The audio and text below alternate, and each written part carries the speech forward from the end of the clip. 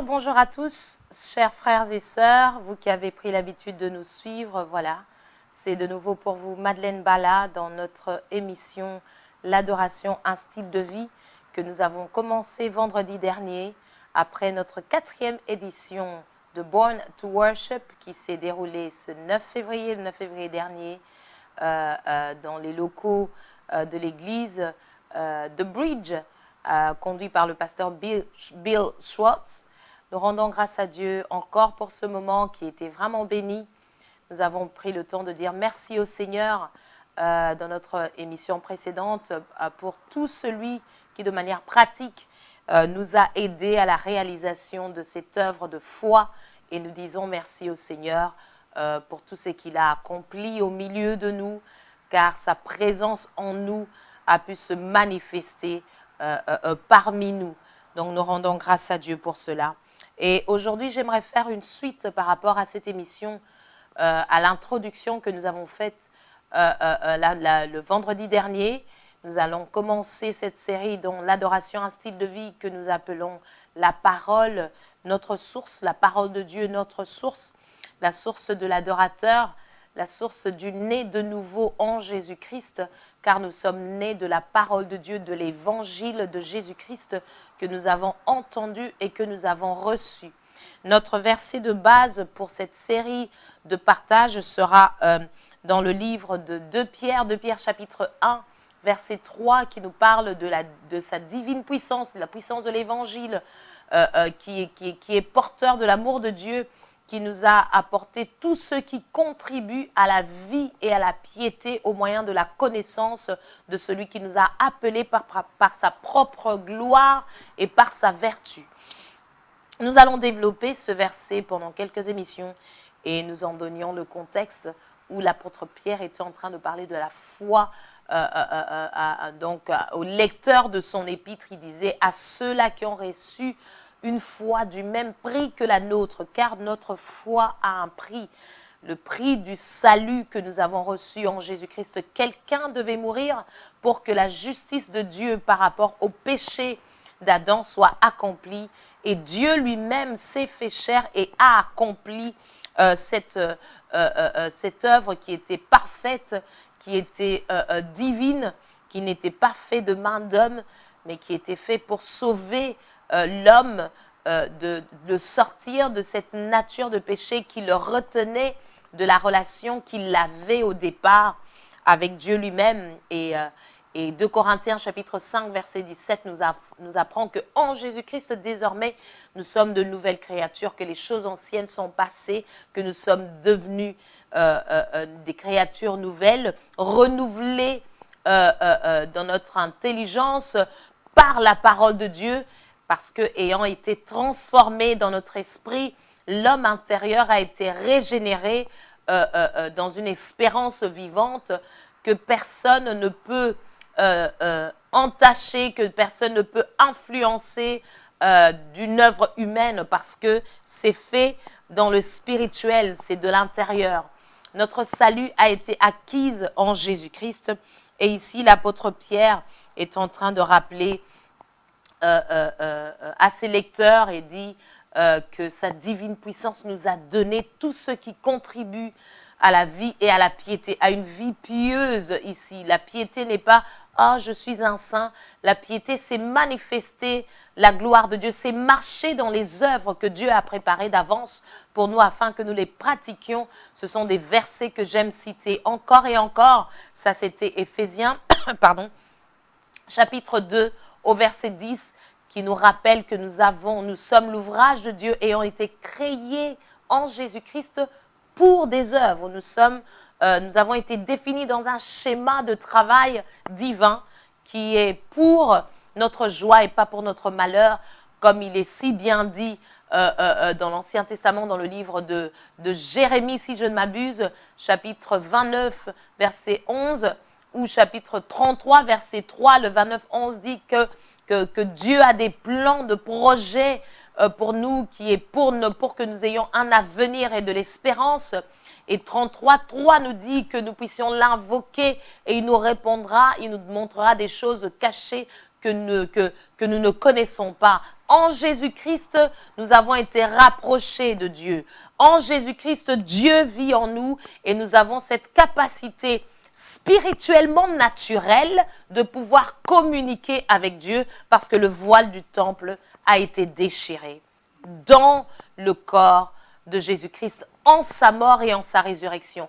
Aujourd'hui, dans le jour d'aujourd'hui, dans la dispensation dans laquelle nous vivons, la dispensation de l'Église, de la grâce de Dieu dans laquelle nous vivons, tout celui qui est né de nouveau, chacun d'entre nous a la capacité spirituellement naturelle d'entendre Dieu par son esprit dans notre être intérieur. C'est pour cela que la relation n'est plus celle d'aller voir un prêtre ou d'aller voir un confesseur ou de demander à quelqu'un de prier pour vous, comme le font les gens d'une certaine confession dont je tairai le nom. Ils demandent à une autre personne d'être intermédiaire pour eux, pour parler de leur part à Jésus-Christ. Ce n'est plus le cas. L'évangile est clair, les épîtres sont claires, l'ombre des choses à venir dans l'Ancien Testament pointait vers la clarté des choses en Jésus-Christ pour nous montrer que désormais, je dis waouh, notre Père qui est dans les cieux, que ton nom soit sanctifié. Je dis Père, je te rends grâce et je suis en train de parler à mon Père parce qu'il est en moi, il est dedans, il vit dans mon cœur. Voilà l'adorateur, voilà ce que nous voulons partager et nous voulons que les choses reprennent leur place. La base, c'est la parole de Dieu car nous sommes nés de la parole. Et pour la session d'aujourd'hui, j'aimerais qu'on jette un œil dans ces chants, ces cantiques inspirés qu'un roi de l'époque avait pris l'habitude d'écrire. Et beaucoup d'autres personnes l'ont fait après lui. Et bien avant lui, d'ailleurs, il y a d'autres personnes qui l'avaient fait parce que je parle donc du roi David, ce roi qui était l'homme selon le cœur de Dieu par sa nature adoratrice. Il ne se souciait pas des protocoles étatiques, comme on dit. Quand il s'agissait de danser, d'être devant l'arche de l'Alliance, parce qu'elle entrait à Jérusalem, là où il était, il dansait, il s'en foutait que son épouse Milka puisse en faire un commentaire et lui poser des questions, se demander comment est-ce que lui, tout roi qu'il était, pouvait danser ainsi, de manière presque vulgaire, au vu et au su de tout le monde. Et j'aime la réponse de ce roi qui lui a rappelé que c'est pour la gloire de ce Dieu-là qui m'a mis à la place de ton père qui était roi. Waouh! Nous rendons grâce à Dieu pour des gens comme le roi David qui à l'époque ne se souciait pas du protocole. Aujourd'hui, on dirait qu'il n'a pas respecté ce protocole-là. Waouh! Dieu, la nature de Dieu, quand elle se manifeste en nous, nous n'avons plus de protocole. Le protocole, c'est cet ensemble de règlements que, à cause d'une fonction et de la vie en société, nous imposons dans un schéma, dans un système de travail. Et donc, dans son rôle de roi, il avait un protocole que Milka a estimé qu'il avait enfreint, il a violé ce protocole. L'adoration nous enlève ce protocole. Le style de vie de l'adorateur t'enlève le protocole charnel de tous les jours. Tu es différent. Toi, tu aimes la méditation. Toi, tu aimes la prière. Tu y mets de l'importance. C'est ce que nous avons dit aussi dans notre précédente émission. Nous avons dit que celui-là qui est né de nouveau, qui est né de la parole de Dieu, il aime faire les choses de Dieu. Même la parole de Dieu nous le montre. Il dit, comme vous êtes nés de Dieu, affectionnez-vous aux choses d'en haut, aux choses célestes. Intéressez-vous à ceux qui vous concernent. Nous sommes nés de Dieu, nous sommes nés de la parole. Nous devrions être intéressés de tout ce qui se passe dans la parole de Dieu. Réfléchir avec l'intelligence humaine que Dieu nous a donnée pour comprendre avec l'aide du Saint-Esprit ce qui est écrit. parce que c'est le Saint-Esprit qui nous révèle les Écritures. Le Logos devient le Réma, la révélation par la grâce de Dieu avec la puissance du Saint-Esprit en nous. Gloire au Seigneur pour cela. Donc, j'aimerais, tout ça c'était pour dire que j'aimerais, en fait, si vous avez vos Bibles avec vous, qu'on prenne le livre des psaumes. Le tout premier est très éloquent, il parle bien, il nous montre bien, il donne bien déjà une introduction de la nature de ce roi. Psaume chapitre 1, et je lirai tout le chapitre parce qu'il n'est pas long du tout, il n'a que 6 versets, mais c'est tellement parlant sur la parole de Dieu, l'importance de la parole de Dieu. Psaume chapitre 1, versets 1 à 6. Psaume chapitre 1, le verset 1 à 6, il est dit ceci. Heureux l'homme qui ne marche pas selon le conseil des méchants, qui ne s'arrête pas sur la voie des pécheurs et qui ne s'assied pas en compagnie des moqueurs, mais qui trouve son plaisir dans la loi de l'Éternel et qui la médite jour et nuit. Il est comme un arbre planté près d'un courant d'eau. Waouh! Qui donne son fruit en sa saison. J'étais déjà dans le chapitre 3. J'aime tellement ce verset qu'il est resté dans mon cœur. Et dont le feuillage ne se flétrit point. Tout ce qu'il fait lui réussit. Ça me rappelle donc, ça rebondit bien avec 2 Pierre chapitre 1 qui dit que sa divine puissance nous a donné tout ce qui contribue à la vie et à la piété au moyen de la connaissance de celui qui nous a appelés par sa propre gloire et par sa vertu. Donc ici, verset 3, il est dit, il est comme un arbre, donc l'homme qui est planté près d'un courant d'eau, il est comme un arbre donc qui donne son fruit en sa saison et dont le feuillage ne se flétrit point. Si vous avez l'image de cet arbre près d'un courant d'eau, c'est un arbre qui ne va jamais sécher. C'est un arbre qui sera toujours nourri parce que l'eau qui est le premier nutriment, si on doit dire, le premier élément dont il a besoin, est juste en train de couler et en train d'abreuver les racines. Les racines sont en train de prendre comme des éponges cette eau qui est en train de passer. Donc, il ne peut pas manquer de sève. La vie est toujours dans cet arbre. Donc, ses feuillages sont toujours verts. Ses feuillages sont toujours verts et il ne manque pas de fruits à donner aux passants. Vous verrez l'image, pourquoi. C'est une forme imagée, une forme parabolique de parler. De l'homme qui médite la parole de Dieu.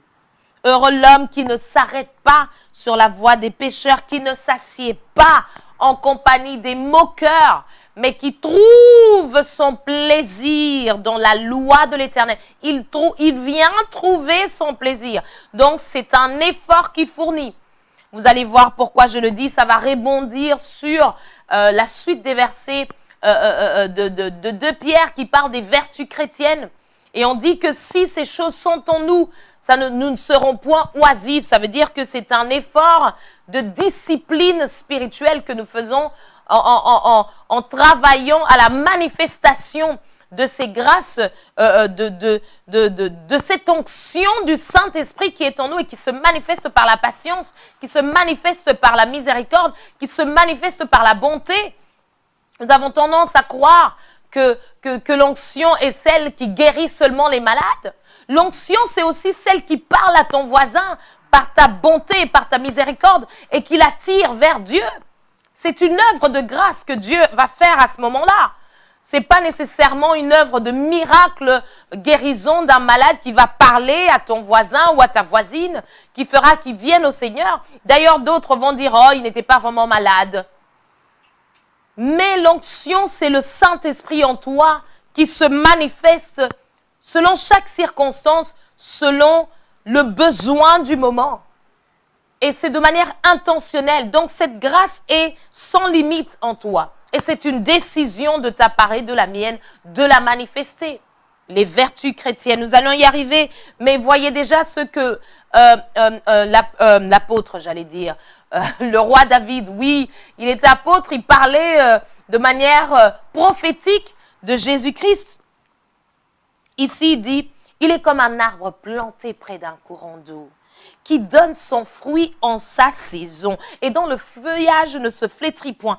tout ce qu'il fait. C'est-à-dire tout, ça veut dire tout, sans exception. Tout veut dire tout. Il n'y a pas une partie, c'est tout ce qu'il fait. Donc, si tu décides de faire A, comme tu es près d'un courant d'eau, ça va réussir.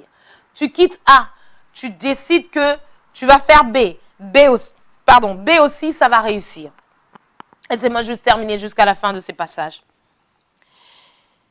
Alors, le verset 4, il est en train de donner le contraire de celui qui ne passe pas du temps à la méditation et à la prière. Le verset 4 dit, « Il n'en est pas ainsi des méchants. Ils sont comme la paille que le vent dissipe. C'est pourquoi les méchants ne résistent pas au jour du jugement, ni les pécheurs dans l'assemblée des justes. Car l'Éternel connaît la voie des justes et la voie des pécheurs mène à la ruine. Heureux l'homme. Heureux l'homme. Quelle sera la caractéristique de l'adorateur dont la méditation de la parole de Dieu qu'il a sous plusieurs formes, en forme virtuelle, en forme physique, cette méditation dont qu'est-ce que ça va faire dans la vie de cette personne? Il sera heureux. Heureux, c'est pas un sentiment passager ici. David est en train de voir quelqu'un qui entre dans une félicité. Il voit quelqu'un qui expérimente la joie du salut, qui expérimente le fait d'être proche de Dieu au travers des paroles qu'il a dites. Et ces paroles sont imprégnées de sa vie, sont remplies de la vie éternelle. Il est en train de s'abreuver de la vie éternelle. C'est comme ça que David en a fait une image. Il a parlé de cet arbre. L'adorateur est comme cet arbre qui est planté. Donc, quelqu'un l'a mis là. Par l'œuvre du salut, celui qui reçoit cette œuvre du salut, Dieu te plante en Jésus-Christ. Nous sommes plantés, nous sommes en Christ. Jésus-Christ, c'est une localisation. C'est un lieu géographique, j'aime bien dire cela. C'est un lieu géographique spirituel dans lequel nous trouvons. Car nous sommes au-dessus des principautés, des autorités dans les lieux célestes. Nous sommes assis en Christ à la droite du Père. Une position d'autorité, mais à tous ceux qui l'ont reçu, Jean 1,12, à ceux qui croient en son nom, elle leur a donné le pouvoir de devenir enfants de Dieu. Qu'est-ce qui leur a donné le pouvoir? Elle qui, la parole de Dieu. J'aimerais bien qu'on lise ce passage, tournez avec moi, je vous prie, dans Jean chapitre 1.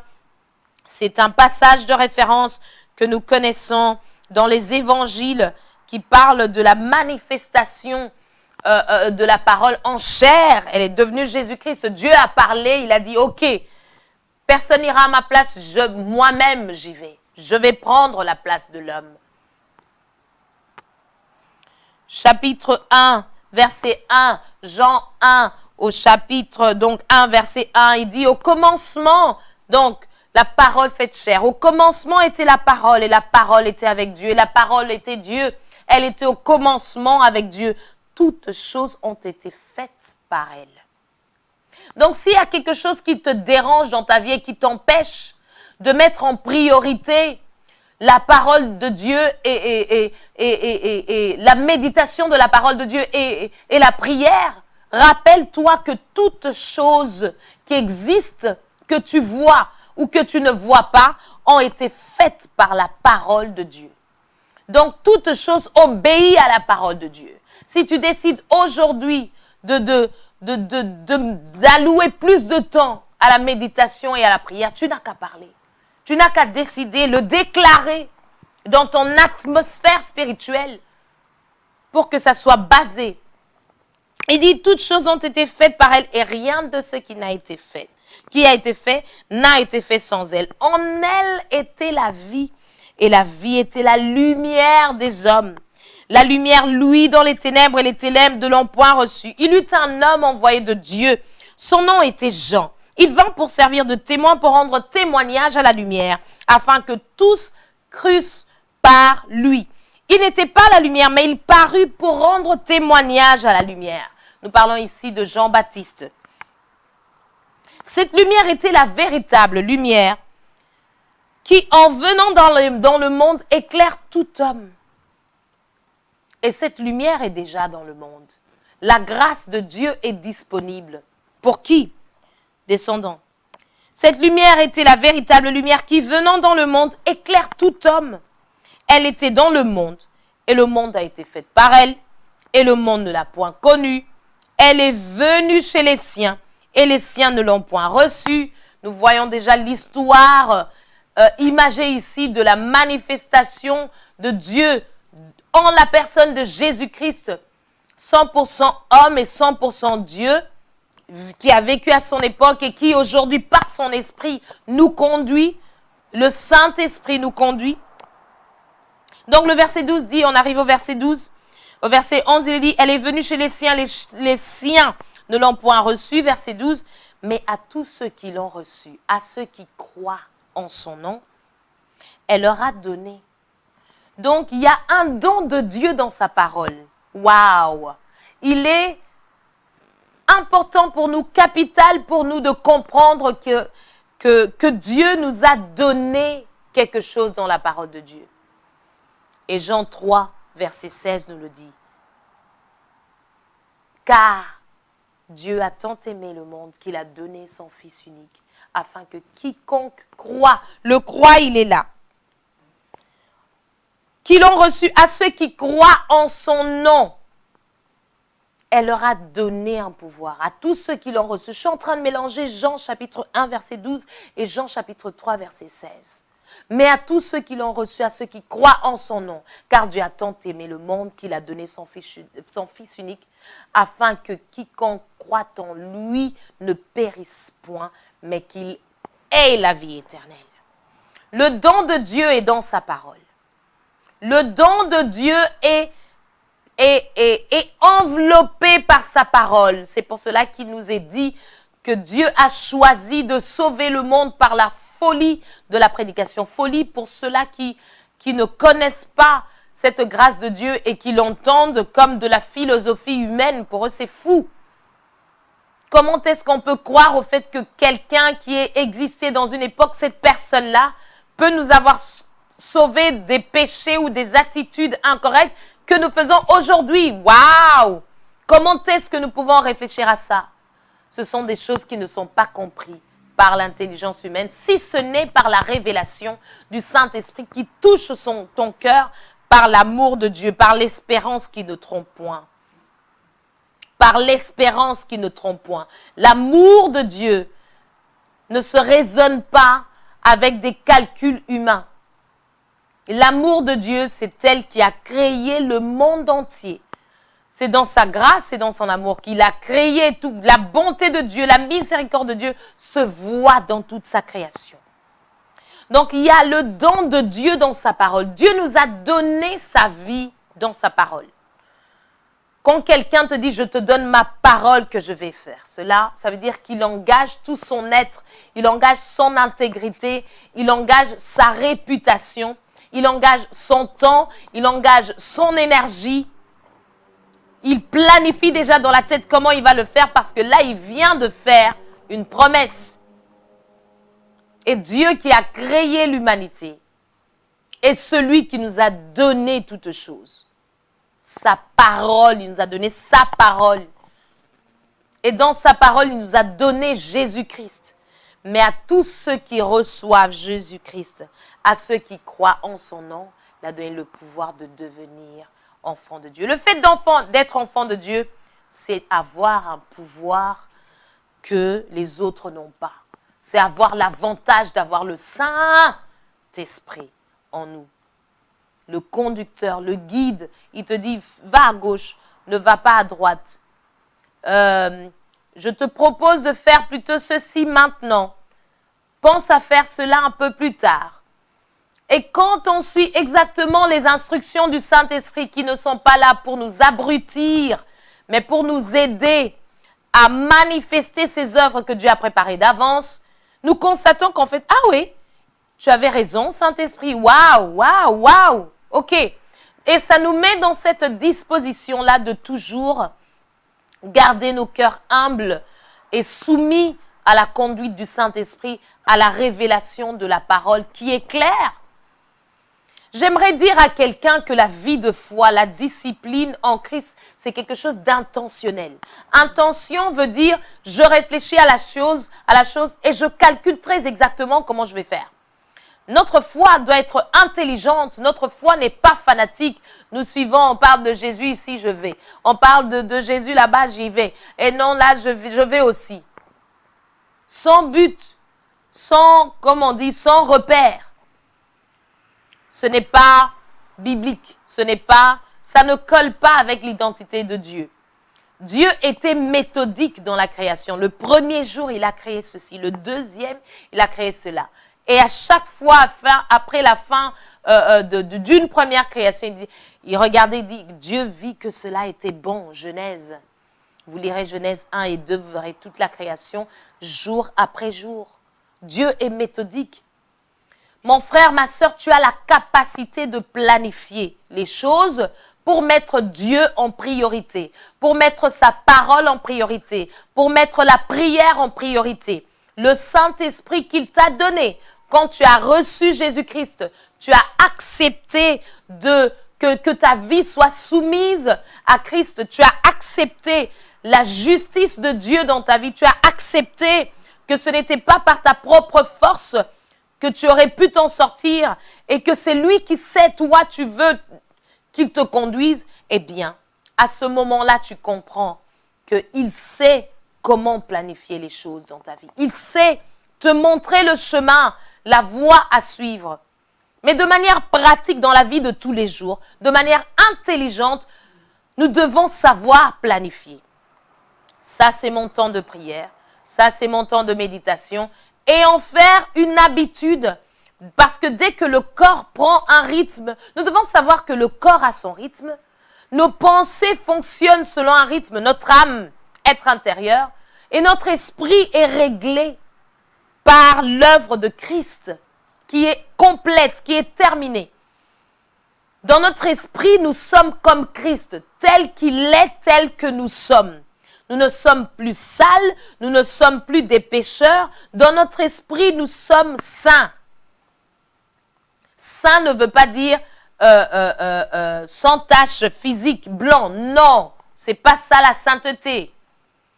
Ça veut dire nous sommes mis à part.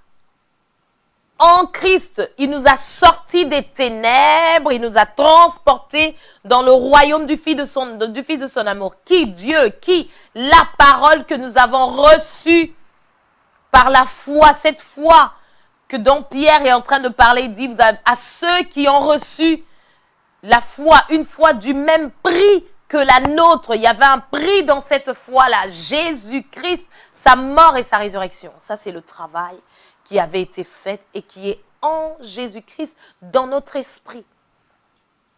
Ma part en tant qu'adorateur et le style de vie que moi je vais développer, c'est celui où j'apprends à soumettre mes pensées à l'œuvre accomplie, à l'œuvre parfaite de Dieu dans mon esprit.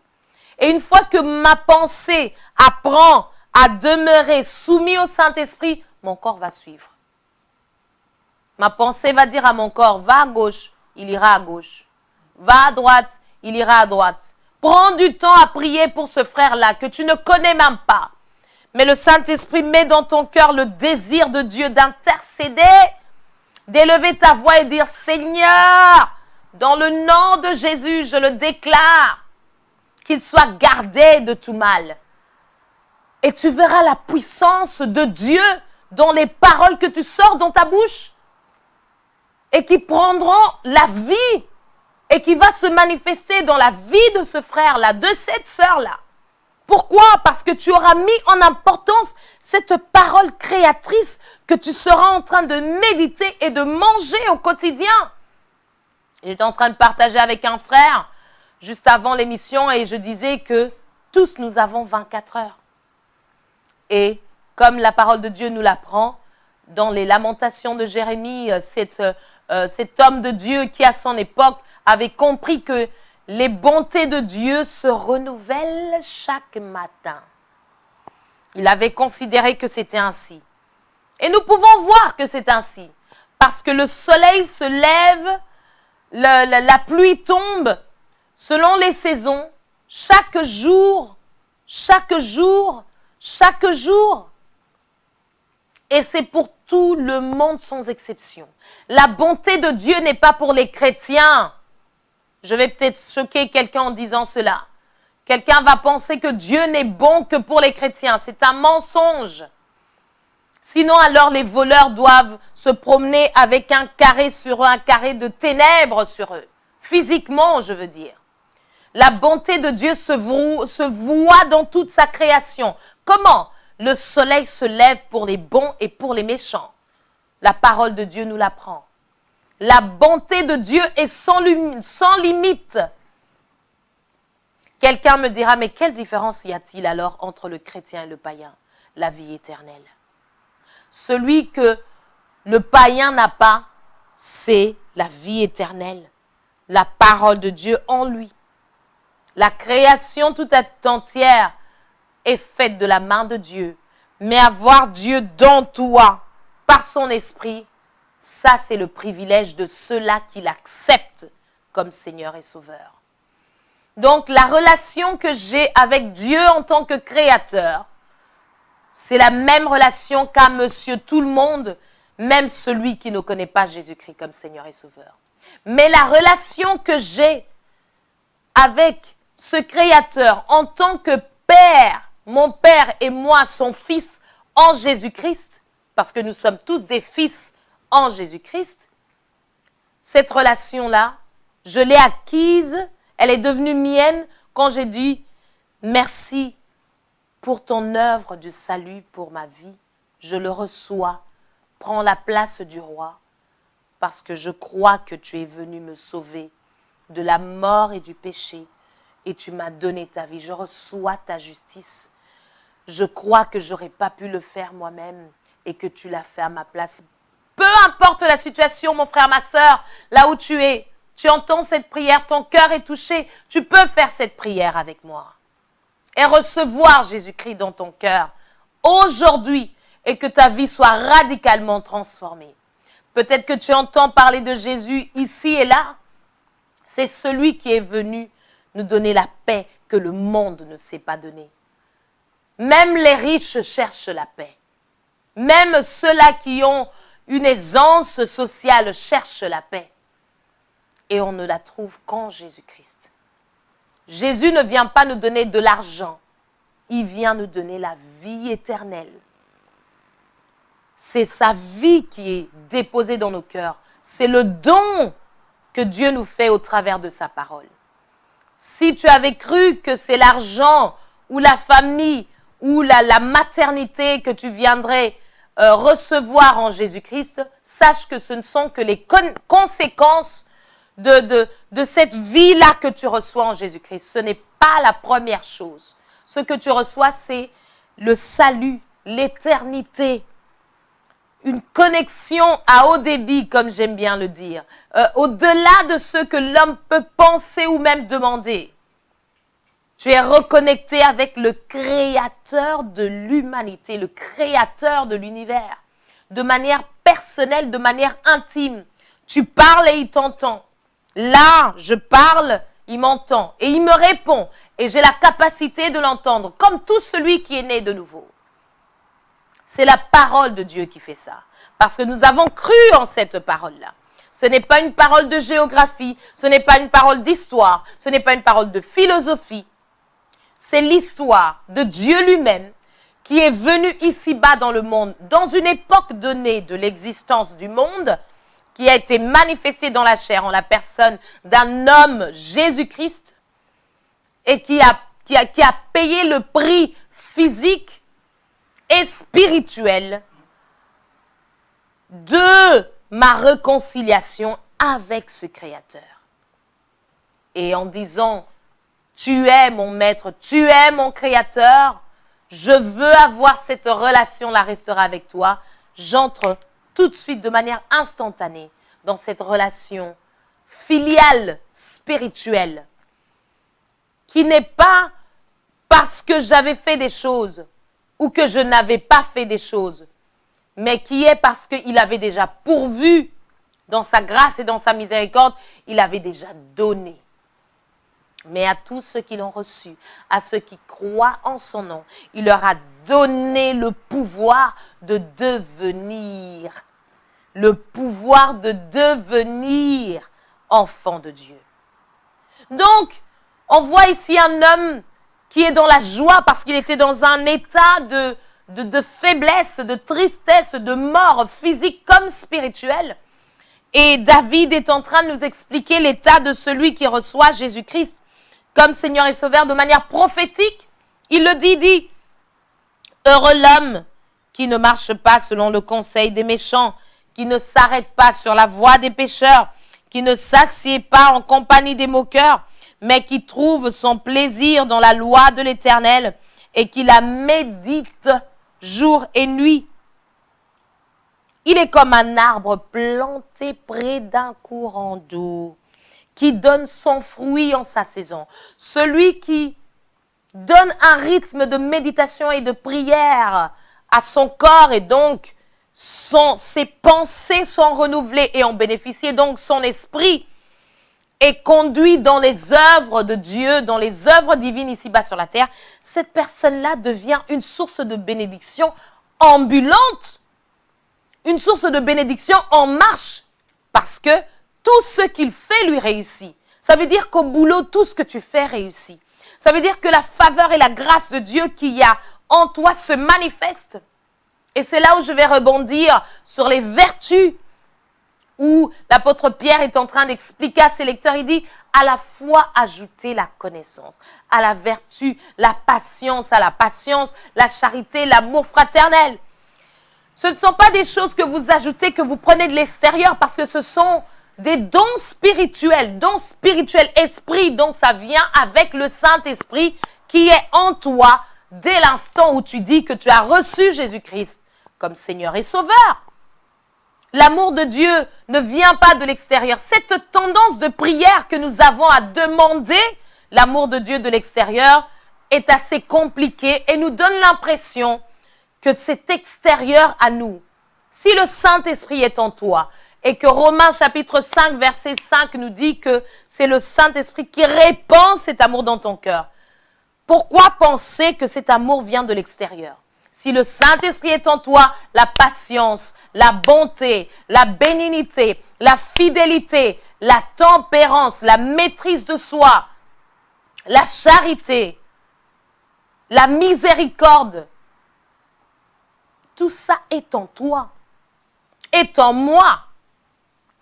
Et finalement, c'est dans les circonstances où je veux m'énerver, où j'ai besoin de patience à ce moment-là, que je vais prendre la décision de manière intentionnelle de choisir de manifester le fruit de l'esprit. Le fruit de l'esprit se manifeste intentionnellement.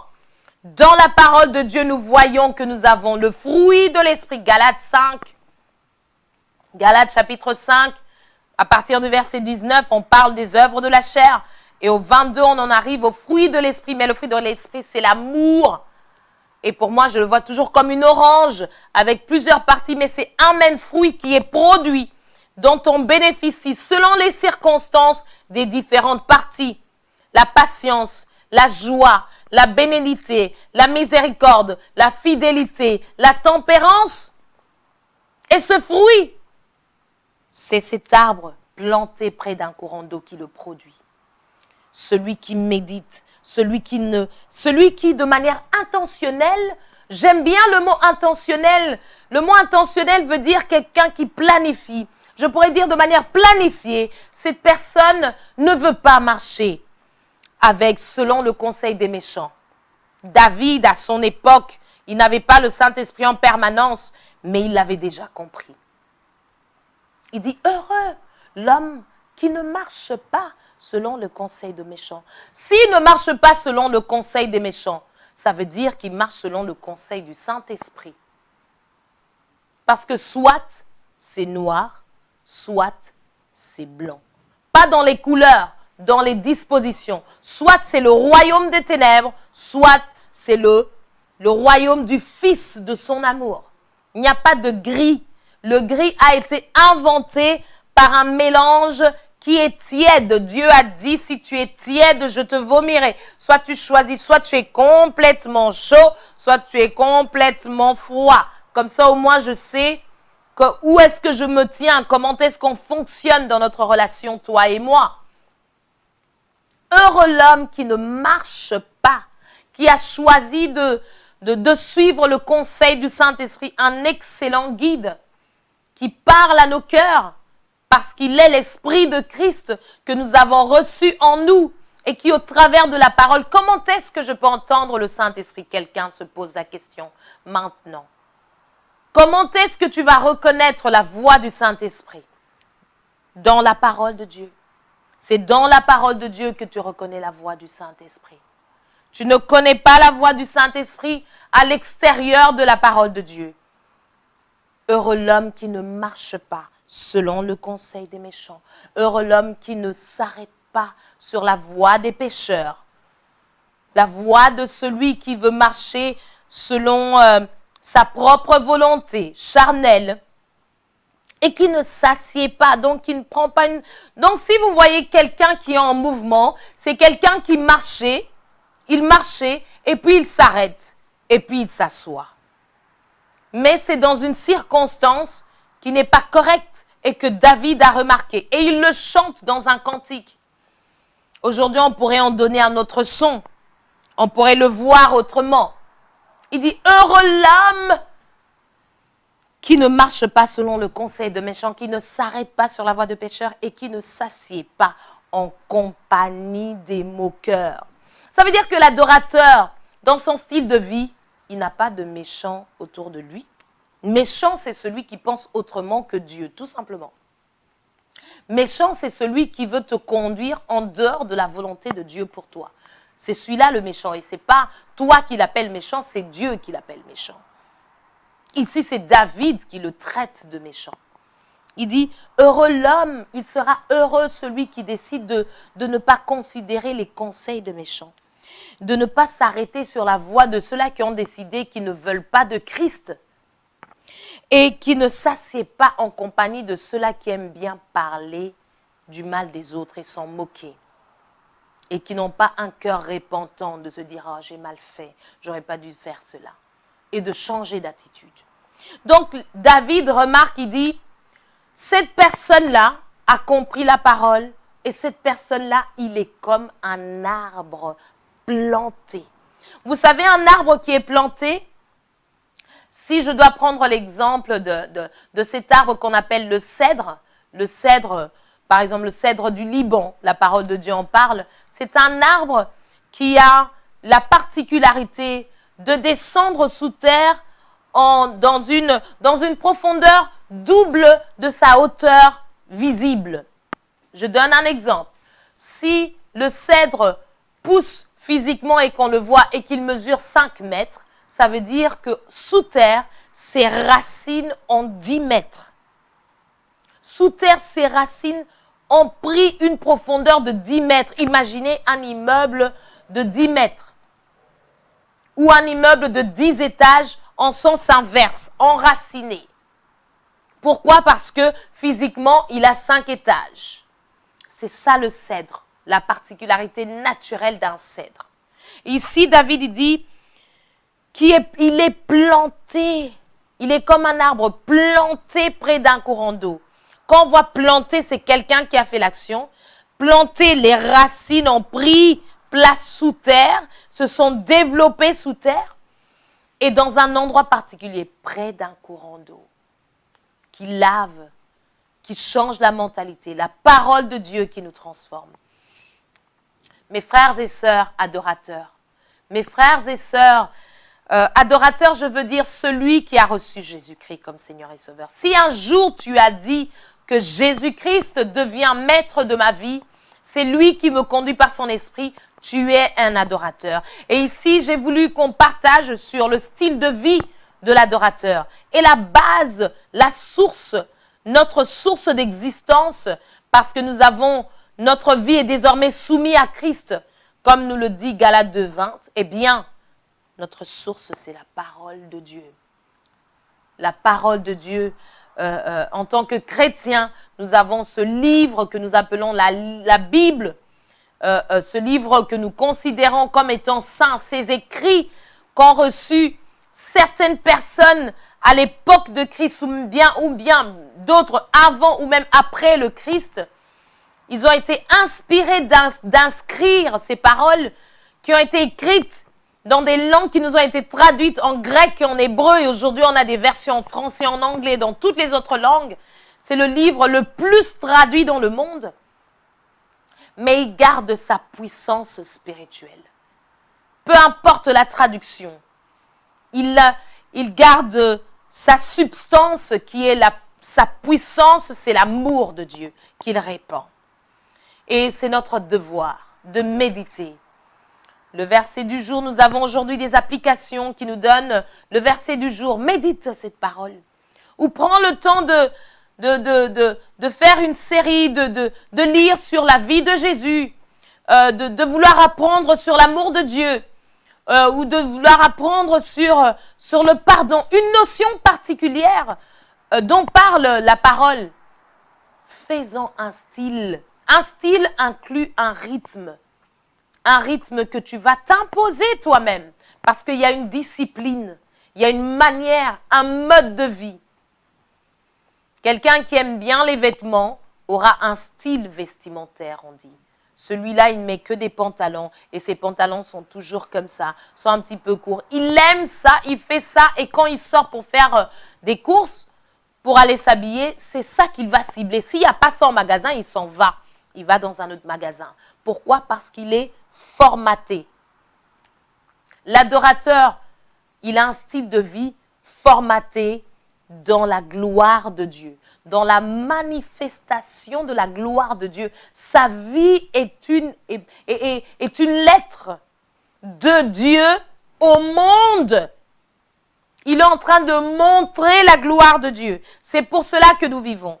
Nous ne vivons pas pour chercher à plaire à Dieu parce que nous lui avons plu en Jésus-Christ. La Bible dit, sans la foi, nul ne peut être agréable à Dieu. Ce qui est agréable à Dieu, ce n'est pas ce que tu fais pour lui ou ce que tu ne fais pas pour lui. Parce que ce n'est pas par ce que tu as fait ou que tu n'as pas fait qu'il t'a sauvé. Il t'a sauvé par une œuvre spirituelle qu'il avait préparée d'avance. L'agneau de Dieu est immolé avant la fondation du monde. Ce que nous faisons aujourd'hui, ce sont des actes responsables d'amour en réponse à ce salut que nous avons reçu. La foi en Dieu, l'amour envers les frères. La foi en Dieu, l'amour envers les frères. C'est une réponse pour manifester la gloire de Dieu. Nous sommes comme des papiers de dessin sur lesquels Dieu est en train de dessiner et qu'il montre au monde. Il dit, regardez, regardez mon amour, regardez. Et c'est ce dessin-là qui attire les autres vers lui. Nous sommes ces épîtres vivants, comme dit l'apôtre Paul. Nous avons eu un moment d'adoration, un rassemblement, comme on dirait, un rassemblement de footballeurs, un rassemblement de chanteurs, un rassemblement de dessinateurs. Le 9 février dernier, c'était un rassemblement d'adorateurs. Ceux-là qui ont décidé de mettre Dieu, sa parole et la communion avec lui en premier dans chacune de leurs vies personnelles et ils se mettent ensemble pour élever son nom. C'est ce que nous avons fait. Nous allons encore le faire l'année prochaine et encore et encore. Pasteur Mathieu Ndomba a dit, tant que Jésus-Christ n'est pas encore revenu, nous continuerons à le faire. Voilà ce que j'avais pour nous ce soir. Vraiment, je crois en Dieu que quelqu'un a été béni et je prie pour nos cœurs que cette parole, le Saint-Esprit, je le crois, va le travailler dans le cœur de chacun, dans le nom de Jésus-Christ. Et rien ne nous empêchera de comprendre encore plus en profondeur ce que le Saint-Esprit a voulu nous expliquer aujourd'hui au travers de ces paroles de vie. Parce que je crois que quand nous partageons la parole de Dieu, la vie de Dieu se répand. Et elle pénètre nos cœurs, elle nous transforme, nous ne sommes plus les mêmes. Merci à chacun d'entre vous qui, pendant ce temps, m'a permis d'entrer dans vos maisons et de partager cette parole avec vous. Demeurez bénis, paix et grâce chez vous. C'était Madeleine Bala dans l'adoration, un style de vie. Nous sommes dans notre série La parole de Dieu, notre source. À très bientôt, à vendredi prochain, même chaîne, même studio, à 20 h. Au revoir.